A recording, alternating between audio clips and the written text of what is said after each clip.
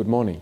So many people don't understand the dynamics of a team. People don't understand how a team operates, and especially in corporate, we get our lines crossed all the times. We keep making mistakes that we are not supposed to make, and some of them are basic things, and simply because not many times do we have people who've broken down these ideas of how to be a manager, how to be a team leader, how to be an organizational head. So today we are talking about how to be the top dog, how to be a leader in your organization. Ladies and gentlemen, welcome to Hospitality Masterclass.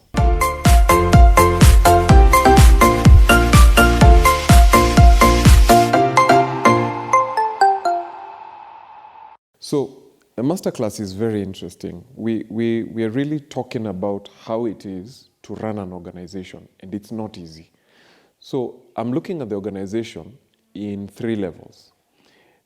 A football team has got about 3 or 4 levels. So you've got the owner of the football team, you've got the coach of the team, then you've got the team players, and then of course you have the support staff. But even in the team players, you've got levels. You have got the team captain, and then you've got the team players. So today we are talking about the team captain. The team captain in this case is actually the CEO, right?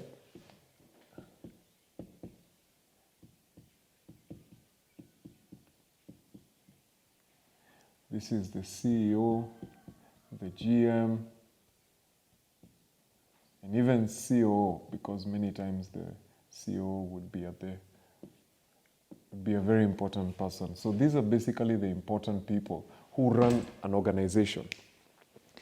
We look at these guys and many times we don't understand what they're supposed to do. So I want to talk about these positions, especially in an SME, in a young company, in a small company. What is the job of the CEO? What is the job of the GM? What is the job of the Chief Operating Officer?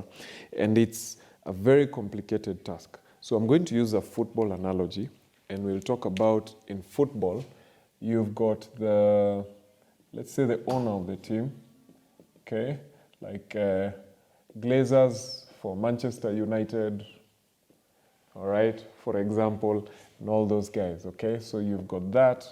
You've got the coach or the manager, right? And then you've got the captain. And then you've got the players. And then you've got the support staff.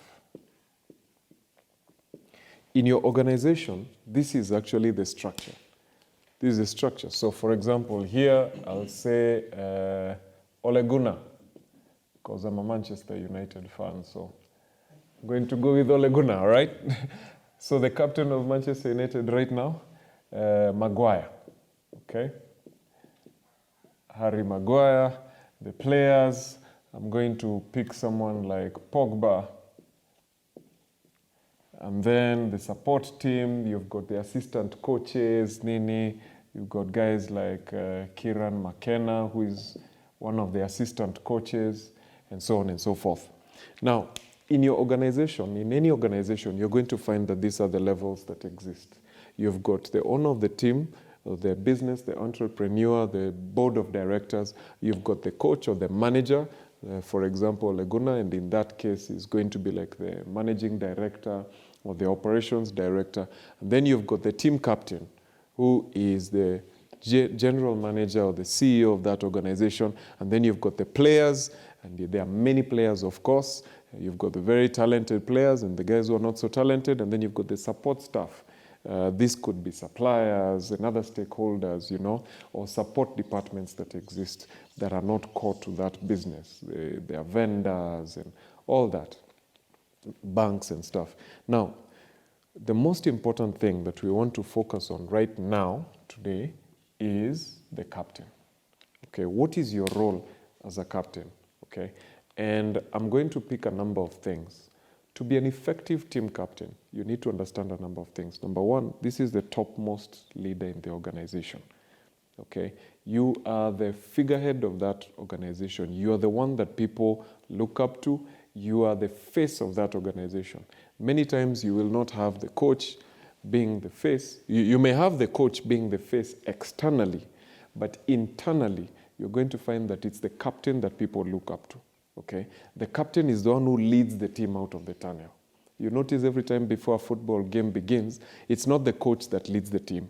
It is the team captain that leads the team out of the tunnel, all right? He's the one who holds the flag. He's the one who goes there. They shake the hand of the coach. So this person is actually the face internally of that organization.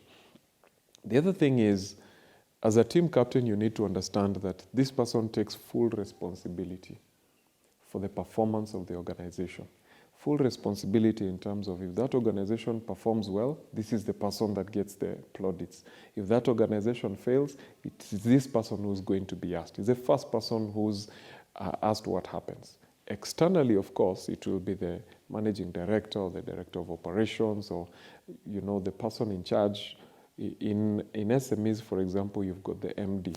The MD is the focal point and the connection between the board and communicates the board agendas to the team. And he's the one who liaises very well with the general manager or the chief executive officer. And his responsibility is to translate what the board needs to what the team needs, all right? And he communicates in across those. But he does not play, okay? The coach, and this is important for SMEs to know, that in an effective organization, when the business is starting, the coach plays. When you're starting, the owner is the entrepreneur. So you're the one doing everything. You're the one, if it's a hotel, for example, you're the one who is serving, you're the one who's cooking, because you're starting from a point of knowledge. But as your business grows, the MD does not get involved in operations. It is ideal that the managing director does not get involved in operations because the way he thinks is very different from the way the employees think. And if you have got a number of employees, when you have 2 or 3 people, it's easy to communicate and they will understand you. When you start having 20, 30, 40 staff, it comes to a level where you have a disconnect.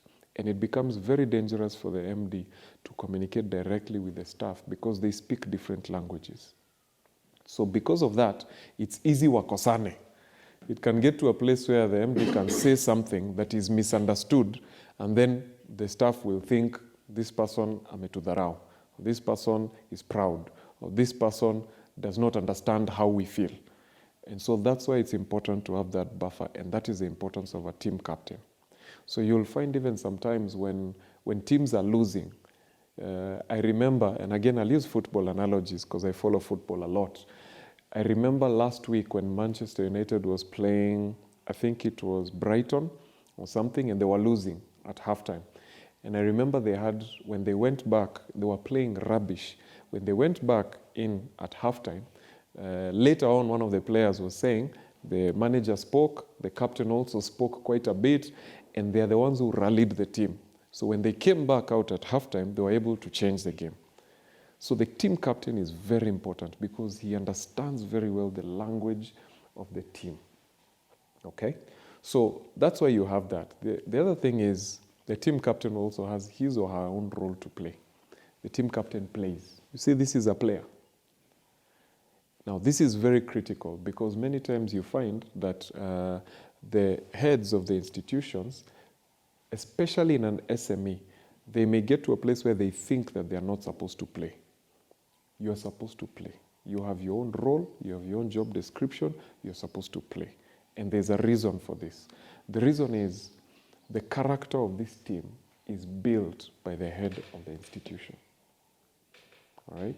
So the character of the team captain is more important than anybody else's character. Even in an organization, in rare circumstances, but even in an organization where the owners may not be of very good character, the character of the team captain is so important because that character is what people see every day. And I want us to talk about that a bit because many times you find that we don't look at the character of this person. Number one, the team captain leads from the front. They are always the first person on the pitch. They are the last person on the pitch. All right? They have to lead from the front. It becomes very dangerous when you have got a general manager or a CEO who does not also work, who does not also put his best foot forward, who does not, kusema na kutenda. It's very dangerous because And I'm sure you've all seen this picture, this analogy of a boss who is telling people, and he's standing behind them, and he's sending them into battle. And then there's the boss who is running into the battle ahead of the team. When you want to inspire confidence, and let me tell you, confidence is 50% of your job. When your team has got confidence in you, that's 50% of the job done. And so one of the keys of inspiring confidence is you leading from the front. When most of the time, let's say in a football pitch, you're going to find that the captain is usually a midfielder. Usually, they are midfielder. Why is that? Because that person is standing in the middle. So everybody can see them. So when you're a team captain, there's nowhere to hide. You are standing right in the middle. People can see you. Your goalkeeper can see you. Your midfielders can see you. The strikers can see you. You are the focal point of what is happening in that organization. And that is why this is a very difficult job. And especially for SMEs where, you see, when you have got a company that has 200 staff, it is easy for a GM to be in an office somewhere and people are not so sure what that person is doing. You can hide in your office. But when you're an SME, you're talking of about 50 to 100 staff, you need to be visible and people will know you. They can see you, they can tell today is in a bad mood or she's in a bad mood today, this person is doing well today. They can tell everything about you. They know your family, they know what time you came in, they know what time you went out, they know whether you're in a meeting or you're just browsing on your phone, they can tell. And so the character of that team is actually forged by this person. And so you have to lead from the front.